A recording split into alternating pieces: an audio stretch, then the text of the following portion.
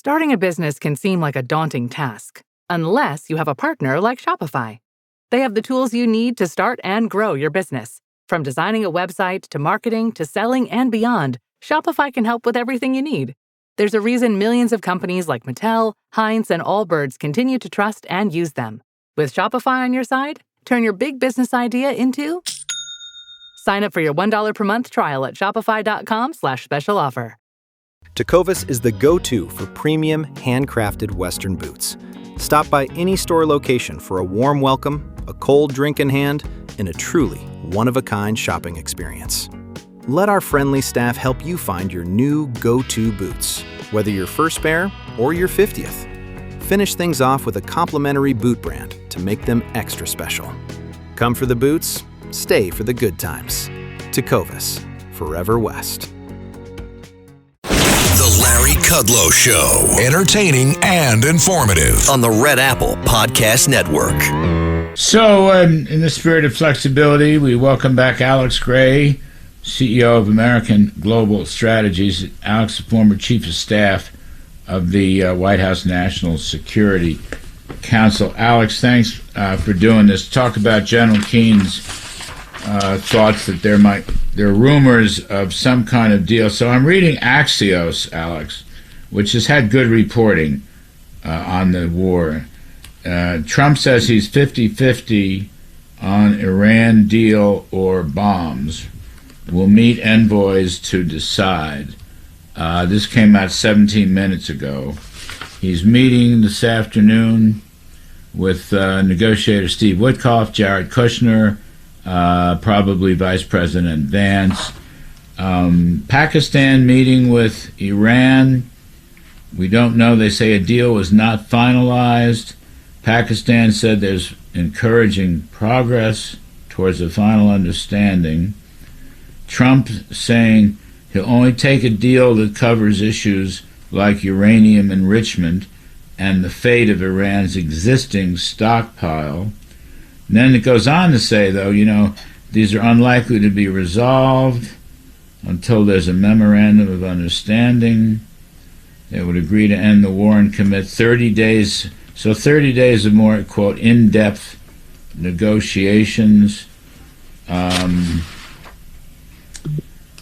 Let's see. Marco Rubio said today there had been some progress in talks. There might be news later. He said Iran can never have a nuclear weapon. All right. So it's just, what do you hear? You're hearing similar things, or what are you hearing, Alex? Can you bring us up to date? Yeah, Larry, I know there's a lot of speculation in Washington that the president is getting advice from some quarters, and I can't say with more specificity who that advice is coming from, but he's getting advice that it may make sense to strike a deal with the Iranians whereby there would be some release of assets that have been frozen, Iranian assets that have been frozen under previous sanction regimes in return for unclear what, in return for some sort of Iranian concession that would allow us to avoid returning to military strikes. And I think at this point, Larry, we should probably just step back a little bit and say that, these tactical negotiations can't be allowed to confuse the big picture strategic issue, which is very simple, which is that since 2015, when he was first running for president, Donald Trump said he would never allow Iran to get a nuclear weapon. And I think that has to be the number one point here, and everything else, all these tactical, gossipy things in Axios have to all be subservient to that key point. We cannot allow Iran to get a nuclear weapon. Donald Trump has been so unambiguously clear about that.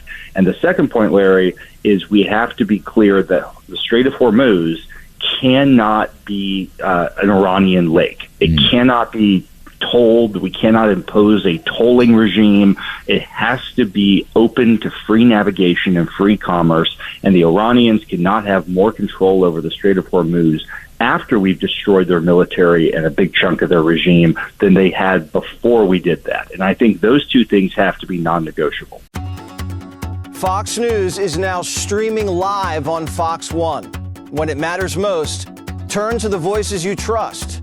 We go beyond the headlines bringing you the stories you won't hear anywhere else.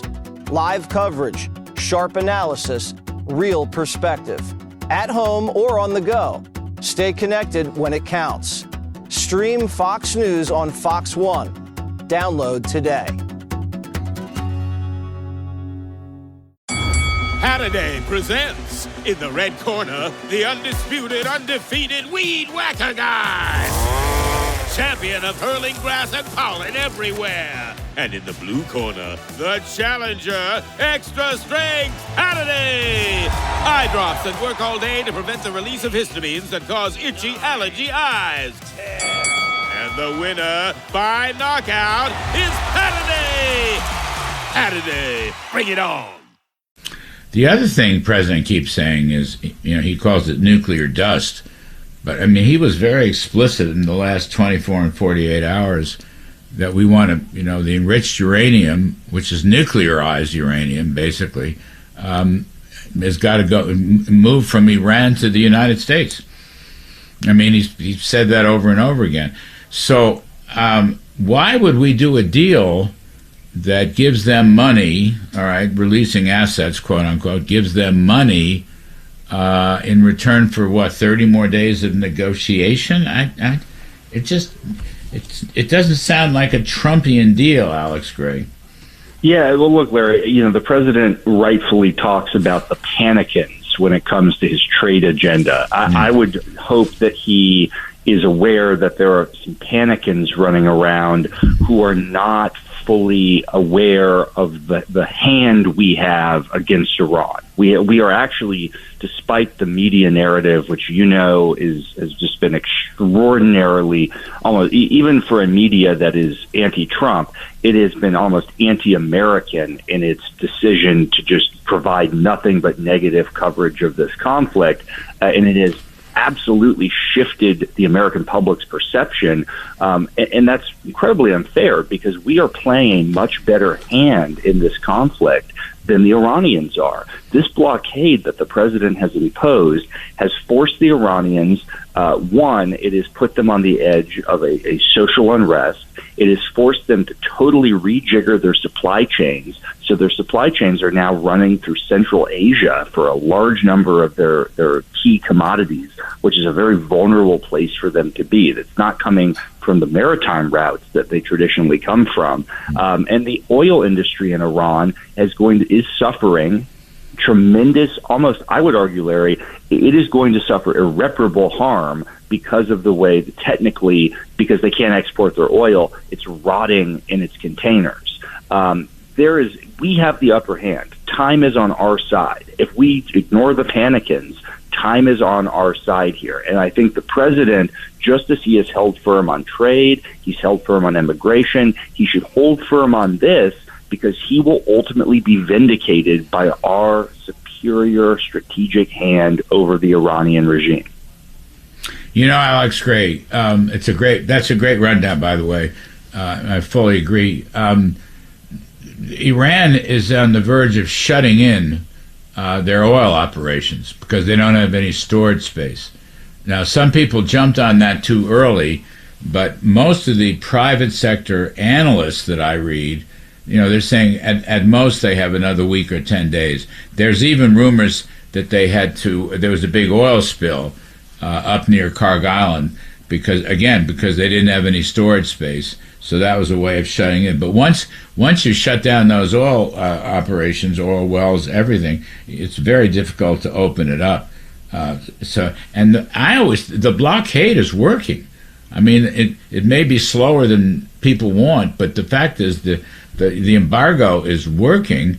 Scott Bessent keeps slapping sanctions on. The banks, take the UAE, for example, which is basically an American ally. But they've turned over all the offshore banking assets that, the criminals running the Iranian regime have done down through the years. I'm just saying, in return for what? What we're going to give them money in return for what, Alex? It doesn't meet any of the red lines that you described that Mr. Trump has described. Yeah, Larry, I couldn't agree more. We cannot lose sight of the president's overarching goals. And we've achieved these tremendous operational successes on drones, on the Iranian Navy, on missiles, on terrorist proxies. Now we have to make sure that we don't give that away because of a bunch of panicans in Washington. Right, 100%. Thank you, Alex Gray, American Global Strategies, former Chief of Staff of the National Security Council. We appreciate it very much. Folks, we're going to take a break, and then we're going to turn to the bull market in stocks right after that. I'm Kudlow. Please stick around. The Larry Kudlow Show on the Red Apple Podcast Network.